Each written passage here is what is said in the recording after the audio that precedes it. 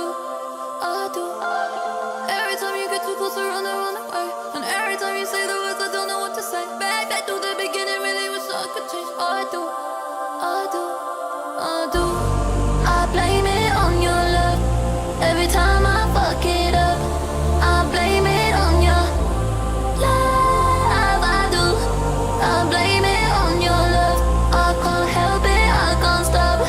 I blame it on your love. I do. I blame it on your love. Every time I fuck it up, I blame it on your love. I do. I blame it on your love. I can't help it, I can't stop. I blame it on your love. I do. All right, let's talk about a movie called Anora. Written, edited, and directed by Sean Baker, this is his 8th film following Red Rocket in 2021. Baker has returned with characteristic verve to deliver a visually arresting and emotionally rousing story about an exotic dancer who falls in love with the son of an ultra-rich oligarch. The sex work industry has become a recurring theme in several of Baker's films. He champions the industry with a sensitive perspective. In my eyes, it's obviously an unfair stigma, and one that perplexes me because it's our oldest profession, yet nothing has changed towards on the perception of it. So my hope is these are stories that that humanize sex workers, but also just they're universal stories applied to sex work. So I hope audiences can sort of connect and identify. His characters are distinctly human, for better and for worse, and their plights are tangible to a cathartic degree, regularly conveyed via comedic tragedy. Baker incorporates the kitchen sink realism of Ken Loach, the exploitation genre quirks of Harmony Korine,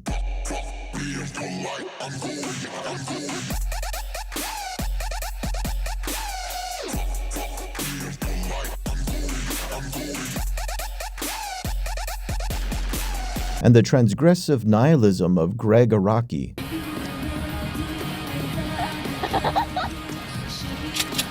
Maggie! Shit! Go!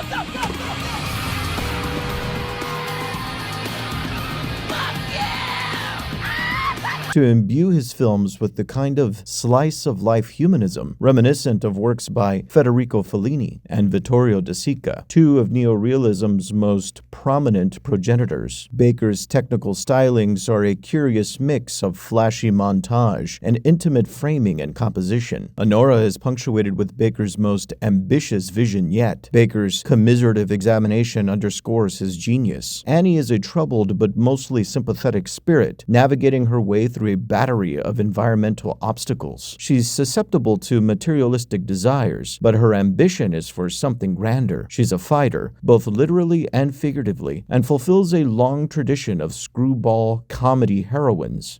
No, just sit and relax. Whoa. Because your son is a fucking pussy. What?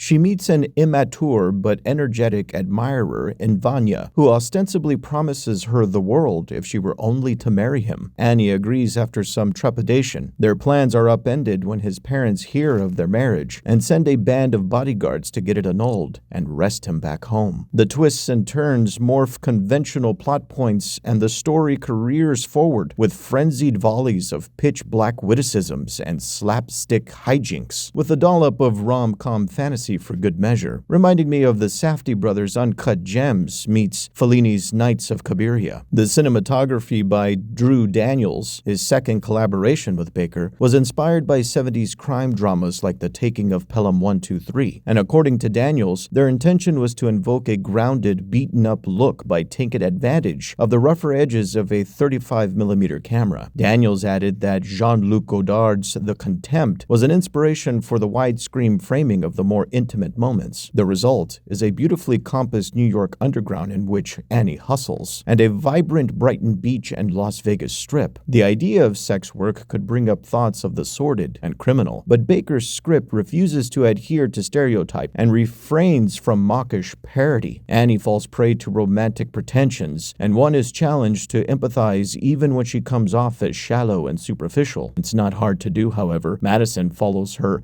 head-turning roles in Tarantino's Once Upon a Time in Hollywood, Man, we are in fucking fucking Hollywood, man. The people an entire generation grew up watching kill people live here. And they live in pig shit fucking luxury. I say fuck them. I say we cut their cocks off and make them eat it. And Bettinelli, Olpen, and Gillette scream. Stay the fuck back. Jesus Christ. I was with Tara, but the rest of you are wandering around. One of you is the fucking killer. Liv, and just stop. Fuck you, Amber. I'm not the fucking killer. I know. With her strongest portrayal yet, a heartrending and discerning role in Annie that Madison embodied with a maturity indicative of Baker's and Madison's concerted understanding of their main character. She can be naive, impulsive, and materialistic, but ultimately Annie is tenacious and conscientious. Watch as Madison invokes loudmouth Brooklyn brashness. Just see. I fucking dare you take another fucking I don't. An artfully spirited sensuality and heavy-hearted vulnerability with seasoned acuity. This car is very you.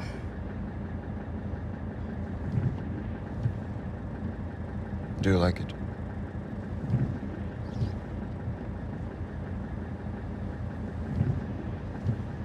No.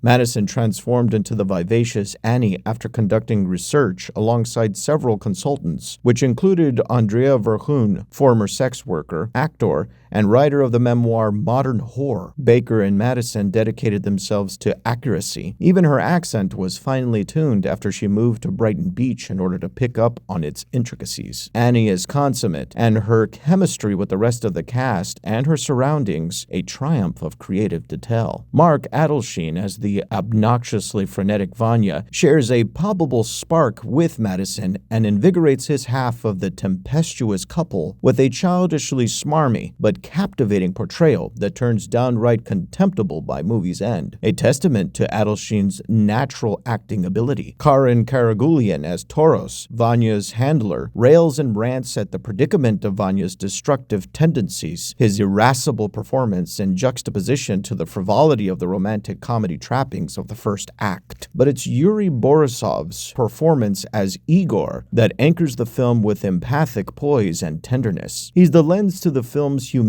perspective of our complex heroine. Indeed, Borisov's mostly stoic demeanor serves as the fly-on-the-wall sensation of the audience watching Annie navigate through the movie's mercurial second half. Yesterday was my birthday. Yesterday was your fucking birthday? I was 30. Happy fucking birthday, I guess. The social class imbalance between Annie, the struggling stripper, and Vanya, the rich brat, the inherent struggles of the sex work industry, and the disconnect between immigrants and their American-born children are the pertinent motifs throughout. She's manipulated by a selfish and hedonistic child. She's entranced by his status and money, and his wanton drive for partying and living the high life. He's from a world that a young stripper struggling with the malaise of middle-class life would understandably pine for. Her self-loathing is a subtle but poignant aspect of her personality. She's refused to learn proper Russian. She's offended if called by her actual name, Anora, and she ridicules Igor by referring to him as a gopnik, a subculture of poor Russian youths. She also shows contempt for Igor's pride in the etymology of his name and refuses a deeper understanding of her own. Igor embodies a side of her that was supposed to be erased by her marriage to Vanya. She's done with being poor. She's done with being the daughter of Russian immigrants, and she's done with being who she actually is. Vanya has the whole world at his fingertips, but is woefully bereft of the kind of emotional sophistication that Annie so sorely wanted, but perhaps has never experienced. A figurative starvation that led her to an egotistical grifter, offering a mirage of caring and support. For all of Vanya's Timothy Chalamet-esque charisma, unlimited financial security, and mysterious insouciance, there's a severe lack of substance at his core. What the fuck, man? Are you fucking kidding me? You mean I have to wait? You mean we have to wait right now, bro, yes? Enter Vanya's mother, portrayed with icy smugness by Darya Kamasuva. She eventually arrives at his side with toxic possessiveness. She's immediately concerned for the family's name rather than her son's well-being, arrogantly dismissive of Annie's bid for connection, and ultimately prejudiced against Annie's perceived social worth. Do you have a house? Do you have a car? All gone. Your life and lives of your family and friends, everything will be destroyed. The genesis of Vanya's stunted emotional development is clear. Igor, by contrast, is a modest, intuitive soul who still lives with his grandma and drives around in her antiquated sedan. Igor cares more for Annie than Vanya ever could, and yet he experiences more of her anger and distrust. Igor may have the sensitivity and pathos required for genuine connection, but he's just as down and out as Annie. His attempts at comforting her are seen as psycho behavior. Igor is not what Annie wants, but he may be what she needs. Nope. 'Cause you're a faggot-ass bitch.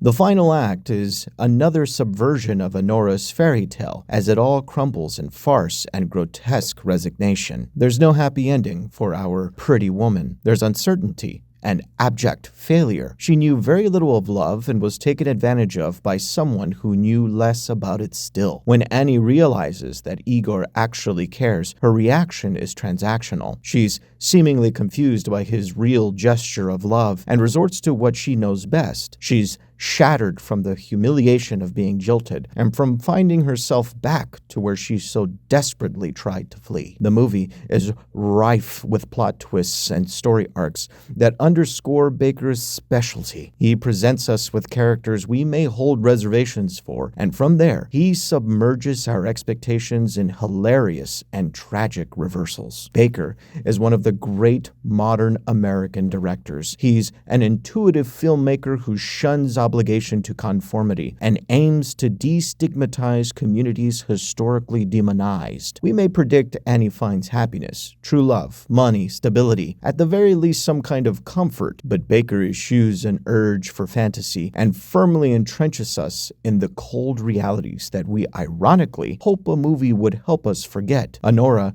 breaches our presumptuousness and sets our senses alight with audacity. Baker has created his masterpiece. His undaunted devotion to his craft and perspicacious handling of his audience's temperaments will continue to cement his legacy as a premier auteur. Anora gets a masterpiece out of 10. Yeah!